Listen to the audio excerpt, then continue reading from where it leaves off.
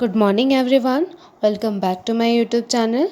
Today I'm here with you all with a new video of my grammar series where we are going to discuss about the usage of can, may, should, and must. To understand this topic better, watch the video till the last. So let's begin. Can, may, should, must. These are modal verbs, or you can say auxiliary verbs, which express necessity, ability, permission, or possibility. We can only use them with present tense. Okay. So let's start from can and cannot, or you can say can't. So can suggests the ability to do something. Can किसी भी प्राणी के कुछ कर दिखाने के ability को कुछ करने के एबिलिटी को दर्शाता है. For example, this cow can give 5 litres of milk every day. यहाँ पे अगर कैन हटा दिया जाता और लिखा होता कि this cow gives 5 litres of milk every day, तो यहाँ पे इसका मतलब हो जाता है ये काउ 5 लीटर दूध देता है एवरी डे. लेकिन जब यहाँ पे कैन ऐड हो जाता है, this cow can give 5 litres of milk every day, तो यहाँ पे इसका मतलब हो जाता है कि वो cow every day 5 litres milk दे सकता है. उसका एबिलिटी उतना है, दे सकता है और देता है में फ़र्क होता है. ठीक है, तो आई होप आप समझ रहे हैं. Let's move forward to can not, और यू कैन से कांट. हम कैन नॉट को कांट भी कहते हैं, आप सभी को पता है. Can not suggest the absence of some ability. ठीक है, जैसे कि कैन क्या बताता है, वो सजेस्ट करता है किसी की एबिलिटी को, पर यहाँ पे can not suggest the absence of some ability. For example, she was born in England but she can't speak और she can not speak good English.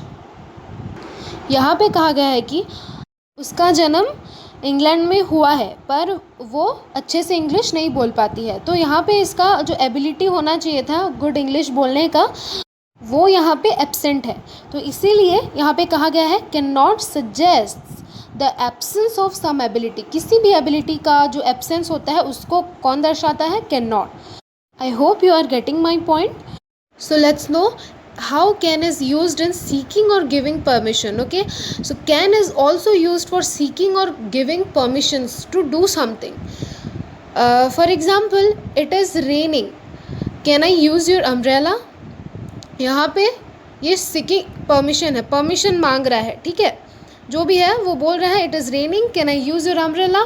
तो यहाँ पे किसी ने परमिशन मांगा, फिर दूसरे ने कहा येस यू कैन.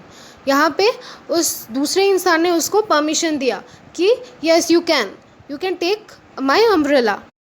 मैं आशा करती हूँ आप बहुत अच्छी तरीके से समझ रहे हैं कि परमिशन देना और परमिशन मांगना, इन दोनों चीज़ों में कैन का यूज़ कैसे होता है.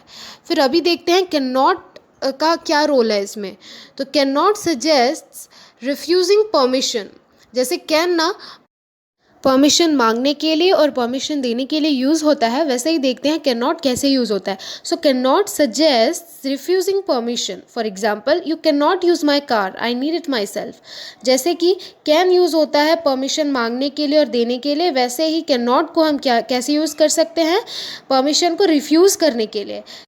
जैसे कि इस एग्जाम्पल में कहा गया है कि you can not use my car. हो सकता है किसी ने परमिशन मांगा होगा और इसने रिफ्यूज़ कर दिया होगा कि can I use your car. तो इसने कहा होगा कि नहीं, आप मेरा कार यूज़ नहीं कर सकते, you can not use my car. तो ऐसे ही तरीके से कैन नॉट का और कैन का यूज़ किया जाता है. तो let's move forward to may और may not. So may is use to seek and give permission. For example, may I use your pencil. यहाँ पे आप देख रहे हैं कि here someone is seeking permission. ठीक है, फिर दूसरा एग्जाम्पल है येस सर्टेनली यू मे. तो आपको पता चल गया कि मे का यूज़ कैसे किया जाता है. तो अभी जानते हैं कि मे नॉट का यूज़ कैसे किया जाता है. May not is used to refuse permission. For example, किसी ने अगर पूछा अपने सर से कि may we leave now sir, तो वहाँ पे सर बोलेंगे कि no you may not, you have to finish your work.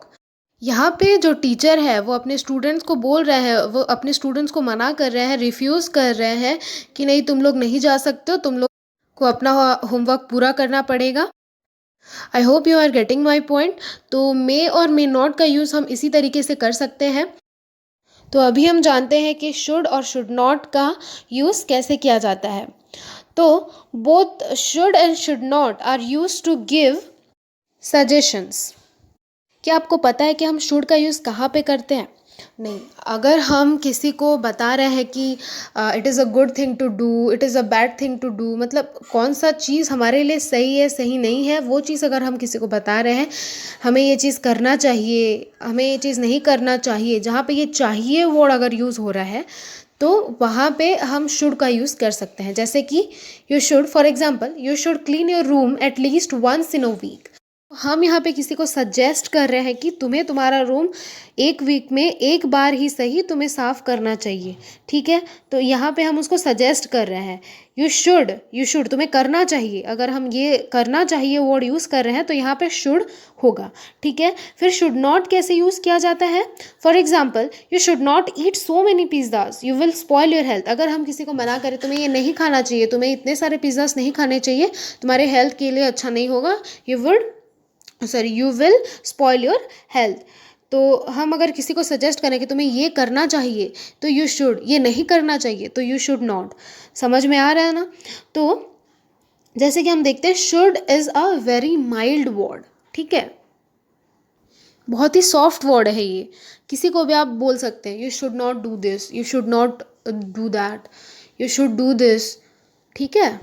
फिर अब हम जानते हैं मस्ट एंड मस्ट नॉट का यूज़ कैसे किया जाता है।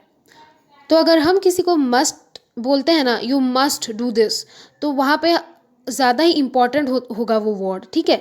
Must equal to it is important और नेसेसरी टू डू समथिंग, ठीक है।